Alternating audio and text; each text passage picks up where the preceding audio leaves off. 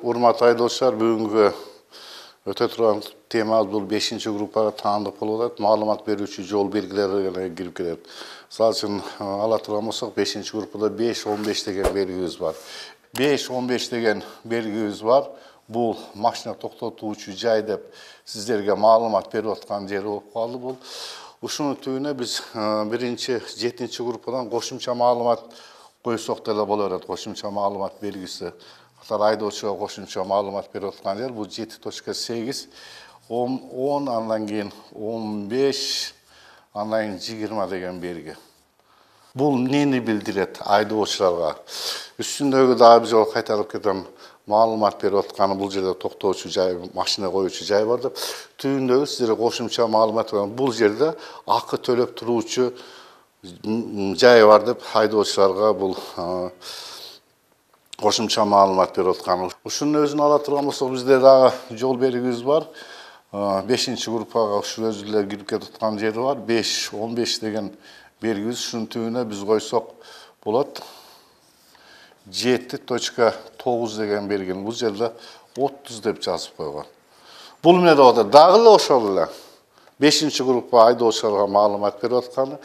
7-группа 7.9 белгиси бул кошумча маалымат берип табличка түрүндө 30 мүнөткө чейин сиздер машинаны токтотуп, 30 мүнөттөн кийин кайра кетсе болот деген маанада кошумча маалымат берип аткан жер.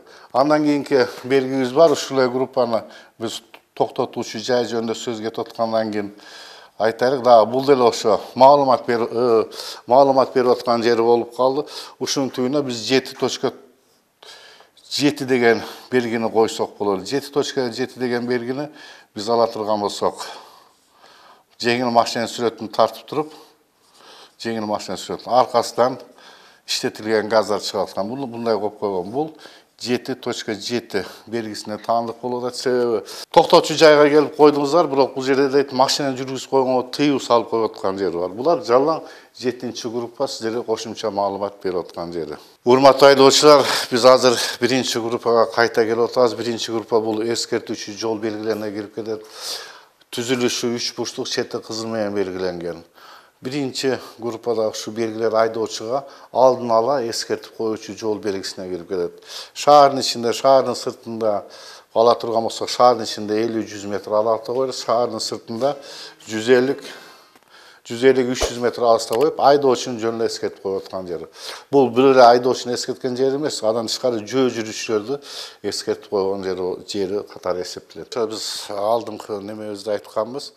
1-группадагы 1.20 деген белги айдоочунун алдын ала эскертип коюп аткан жери болуп калды. Эми караңыздар, биз 5-группага келдик. Бул 5-группа айдоочуга маалымат берүүчү жол белгиси катары кирет да. Ушул группанын 5-группада 5.16.1, 5.16.2 деген 2 белгибиз бар.